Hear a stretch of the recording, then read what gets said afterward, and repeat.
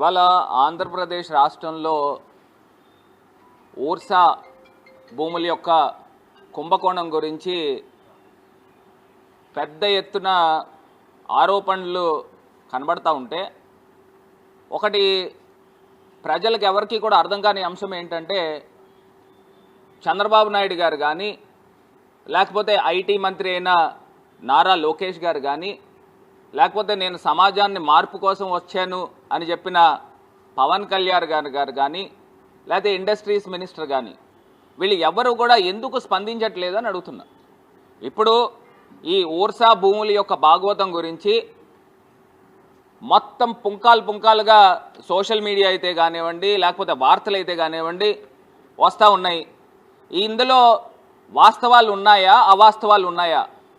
ఇప్పుడు ఎకరా స్థలము అక్కడ కాపులపాడులో ఎంత విలువ ఉంది? ఇవాళ మార్కెట్ బహిరంగంగా చూస్తే మార్కెట్లో సబ్ రిజిస్టర్ వాల్యూ, నేను బహిరంగ వాల్యూ కూడా చెప్పట్లా, సబ్ రిజిస్టర్ వాల్యూ చూస్తే గజం 30,000 రూపాయలు ఉంది.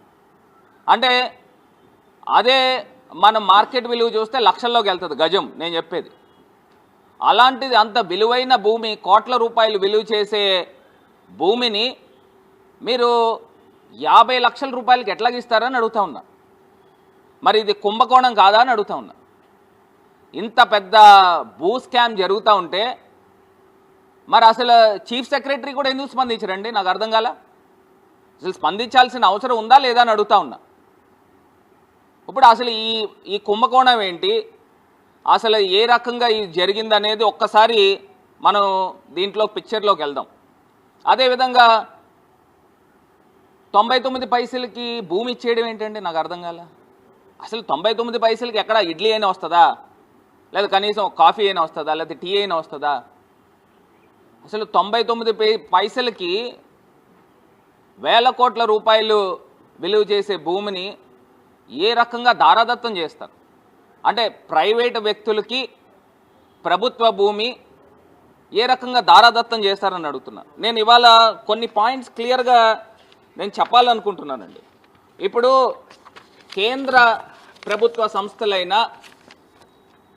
ఎల్ఐసి కానీ లేకపోతే ఆర్బీఐ కానీ ఎస్బీఐ కానీ విజయ బ్యాంక్ కానీ కెనరా బ్యాంక్ కానీ హడ్కో కానీ గెయిల్ కానీ యూనియన్ బ్యాంక్ కానీ లేకపోతే ఇండియా బ్యాంక్ కానీ స్టేట్ బ్యాంక్ ఆఫ్ ఇండియా కానీ లేకపోతే ఆయిల్ కార్పొరేషన్ సంబంధించిన ప్రభుత్వ సంస్థలు, మరి ఇవన్నిటికి మీరు అక్కడ విశాఖపట్నంలో కానీ ఆంధ్ర రాష్ట్రంలో కానీ లేకపోతే మీరు అమరావతి ప్రాంతంలో కానీ మీరు ఎకరా సుమారుగా 4 కోట్ల రూపాయలు చొప్పున రేట్ ఖరారు చేస్తే ఊరు పేరు లేని ఈ ఒక ప్రైవేట్ సంస్థ ఊర్సా అంట, ఆ ప్రైవేట్ సంస్థ గురించి కూడా మాట్లాడదాం. ఆ ఊర్సాకి వేల కోట్ల రూపాయలు విలువ చేసేది మీరు ఎకరం 50 లక్షల రూపాయలకి ఏ బేసిస్లో ఇస్తారని అడుగుతున్నా. ఇక్కడ కేంద్ర ప్రభుత్వ సంస్థలైన వీటికి మీరు ఎకరం 4 కోట్ల రూపాయలు చొప్పున కేటాయిస్తే ఊరు పేరు లేని ఈ యొక్క ప్రైవేట్ కంపెనీలకి ఏ రకంగా దారాదత్తం చేస్తారు? ఇది మీ బినామీలకు ఇచ్చినట్టు కాదా? అసలు దీని చరిత్రలోకి వెళ్తే ఒక్కసారి ఇంకా ఇది కాకుండా చివరికి దేశ రక్షణ వ్యవహారాల్లో అత్యంత కీలకమైన ఇండియన్ ఆర్మీకి సైతము మీరు ఎకరం 1 కోటి రూపాయలకి కేటాయించిన సంగతి మర్చిపోబాకండి. ఇండియన్ ఆర్మీకి సంబంధించి మీరు ఎకరం 1 కోటి రూపాయలు కేటాయిస్తే ఈ ఊర్సాకి 50 లక్షలు, అందులోనూ వేల కోట్ల రూపాయలు, సుమారుగా ఇవాళ మార్కెట్లో విలువ చూసుకుంటే 3,000 కోట్ల రూపాయలు ఆ యొక్క భూమి విలువ ఉంటుంది. దాన్ని మీరు 56 ఎకరాలు ధారాదత్తం ఏ రకంగా చేస్తారని అడుగుతున్నా. ఇది కాకుండా ఐటీ పార్క్లో 3.5 ఎకరాల స్థలాన్ని ఎకరం 1 కోటి రూపాయల చిల్లరకి ఏ రకంగా ఇస్తారండి? ఇప్పుడు నేను ఒక ఐటీ కంపెనీ పెడతాను, నాకు ఇస్తారా? నేను ఐటీ కంపెనీ, నాకు చాలామంది ఫ్రెండ్స్ ఉన్నారు, ఇస్తారా? ఎట్లాగా ప్రభుత్వము ప్రజల సొమ్ముని ఏ రకంగా అన్యాయంగా అక్రమంగా ఈ రకంగా చేస్తారని అడుగుతా ఉన్నా. ఇంత దారుణమా?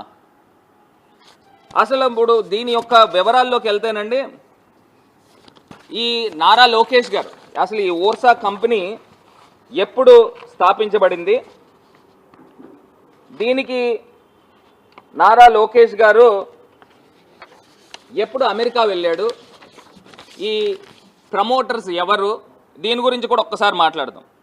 ఇప్పుడు చంద్రబాబు నాయుడు గారి పుత్రుడైన ఎలక్ట్రానిక్స్ మినిస్టర్ గారు, IT electronics minister Nara Lokesh గారు 2024 అక్టోబర్లో అమెరికా వెళ్ళాడండి. లోకేష్ గారు అమెరికా వెళ్ళంగానే ఆయన ఆర్టిఫిషియల్ ఇంటెలిజెన్స్ గురించి వీళ్ళకి సంబంధించిన ఛానల్స్లోనూ పేపర్లోనూ వండి వార్చేశారు. పుంకాలుగా కథనాలు కూడా తీసుకుని వచ్చారు. ఇక్కడ నేను చెప్పాలనుకున్న అంశం ఏంటంటే, అసలు ఈ ప్రమోటర్స్ ఎవరైతే ఈ ఓర్సాకు సంబంధించిన వ్యక్తులు ఉన్నారో, ఎవరు ఇందులో డైరెక్టర్స్ కౌశిక్ పెందుర్తి ఎవరండి, ఈ సతీష్ అబ్బారి ఎవరు, వీళ్ళకున్న ట్రాక్ రికార్డు గురించి కూడా ఒకసారి మాట్లాడదాం. ఫస్ట్ ఈ లోకేష్ గారిది కంప్లీట్ చేద్దాం. ఇప్పుడు ఈయన అమెరికా వెళ్ళాడు. అమెరికా వెళ్ళిన తర్వాత ఇన్ని వేల కోట్ల రూపాయలు చెప్తున్న ఈ యొక్క ఓర్సా క్లస్టర్ ప్రైవేట్ కంపెనీకి సరిగ్గా 2 నెలల క్రితం 2025 ఫిబ్రవరి 12వ తారీఖున ప్రారంభం అవడం ఏంటి? ఇందులో ఏదైతే ఈ యొక్క డైరెక్టర్లు ఉన్నారో, ఈ డైరెక్టర్లు 2024 సెప్టెంబర్ 27 సెప్టెంబర్ 2024న ఇది రిజిస్టర్ అయింది. దీనికి అనుబంధం అని చెప్పుకుంటున్న సంస్థగా ఇండియా ఓర్సా క్లస్టర్ ప్రైవేట్ లిమిటెడ్, ఈ సంస్థ 19 ఫిబ్రవరి 2025లో రిజిస్టర్ అయింది. దీనికి ఇవన్నీ కూడా ఏంటంటే, లోకేష్ గారేమో అక్టోబర్లో ఆయన అమెరికా వెళ్తాడు. ఆయన వెళ్ళిన నెల రోజులు తర్వాత వీళ్ళకి ఒక కంపెనీ ప్రారంభం అవుతుంది. ఈ కంపెనీ ప్రారంభం అయ్యి ఈ కంపెనీకి వేల కోట్ల రూపాయలు భూమి దారాదత్తం చేస్తారు. వెంటనే ఇక్కడ హైదరాబాద్లో ఒక అపార్ట్మెంట్లో ఒక ఆఫీస్ కిందన హైదరాబాద్లో ఒక ఆఫీస్ చూపిస్తున్నారు. అక్కడ అమెరికాలో చూస్తే అక్కడ ఒక ఇల్లుని ఆఫీస్ కింద చూపించే కార్యక్రమం. మరి ఇవన్నీ కూడా మోసం చేయడం కాదా అని అడుగుతా ఉన్నా. ఇంత దారుణంగా, ఇంత నిస్సిగ్గుగా వ్యవహారం చేస్తూ మరి ఇంత దారుణమైన అంశం గురించి ఎందుకు ఈ ప్రభుత్వ పెద్దలు మాట్లాడట్లేదని అడుగుతున్నా. దీని నుంచి స్పందించాలి కదండి.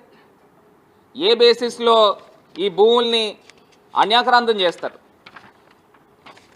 ఇది కాకుండా ఇప్పుడు మనకు అందరికీ కూడా గుర్తుండే ఉంటుంది, ఉమ్మడి రాష్ట్రంలో నారా చంద్రబాబు నాయుడు గారు ముఖ్యమంత్రి కింద ఉన్నప్పుడు ఆయన దిగిపోతూ అపధర్మ ముఖ్యమంత్రి కింద ఉన్నారు. అపధర్మ ముఖ్యమంత్రి కింద ఉన్నప్పుడు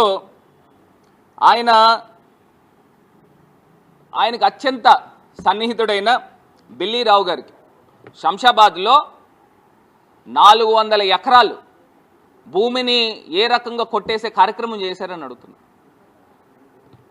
దీని తర్వాత అప్పుడు రాజశేఖర రెడ్డి గారు మళ్ళీ ముఖ్యమంత్రి అయిన తర్వాత ఇదేంటిది, ఇదేదో పెద్ద భారీ కుంభకోణంలో ఉంది, ఒక పక్కనేమో శంషాబాద్ ఎయిర్పోర్ట్ ఉంది, దానికి అతి సమీపంలో 400 ఎకరాలు, మరి వీళ్ళు ఏ రకంగా అంటే ఈ 400 ఎకరాలు భూమిని ఐఎంజీ భారత్కు 400 ఎకరాల భూమిని ఏ రకంగా కేటాయిస్తారని అడుగుతున్నారు. అంటే దీని తర్వాత హైకోర్టులోనూ ఏ రకంగా, జ్యుడిషియల్లో ఏ రకంగా భూమిని మరి న్యాయస్థానం కాపాడిందో ఇవాళ ప్రజలు ఎవ్వరూ కూడా మర్చిపోలే. ఇంత అన్యాయంగా, ఇంత అక్రమంగా మరి భూములు కొట్టేసే కార్యక్రమం చేస్తూ ఉంటే ప్రభుత్వ పెద్దలు మరి మాట్లాడాలి. ఖచ్చితంగా మేము డిమాండ్ కూడా చేస్తూ ఉన్నాం. ఇవాళ దీనిపైన ఒక జ్యుడిషియల్ ఎంక్వైరీ జరగాలి. ఈ యొక్క భూ కుంభకోణం పైన పూర్తి స్థాయిగా సిబిఐ ఇన్వాల్వ్ కావాలి. అసలు ప్రభుత్వ సంస్థలకి మీరు ఒక ఫ్రేమ్వర్క్ పెట్టుకుని ప్రభుత్వ సంస్థలకి ఎకరం 4 కోట్ల రూపాయలు చొప్పున మీరు భూములు కేటాయిస్తే, ఒక ఊరు పేరు లేని ఈ యొక్క కంపెనీలకి, ఇంకొకటి కూడా అతను గతంలో కూడా డిఫాల్ట్ ఉన్న సందర్భం కూడా ఉంది. ఎవరైతే ఈ ప్రమోటర్స్ ఉన్నారో ఈ ప్రమోటర్స్ 21st సెంచరీ కంపెనీలు పెట్టి వాళ్ళపైన గతంలో కూడా కేసులు ఉన్నాయి. అంటే మీరు ఆ వ్యక్తుల్ని ఓర్సా అనే ఒక కంపెనీ చూపించి ఆ కంపెనీకి దారాదత్తం చేసే కార్యక్రమం చేయట్లేదా అని వాళ్ళు మేము ప్రశ్నిస్తున్నాం. ఓ పక్కనేమో టీసీఎస్ని పెడతారు, ఒక పెద్ద సంస్థ. ఆ టీసీఎస్ని పెట్టి దానికేమో దీనికన్నా బాగా తక్కువకి, అంటే ప్రజలు యొక్క మైండ్ సెట్ని డైవర్ట్ చేయడానికి టీసీఎస్ని పెడతారు. టీసీఎస్ పెట్టి 99 పైసలు అంటే చర్చ అంతా అక్కడ జరగాల.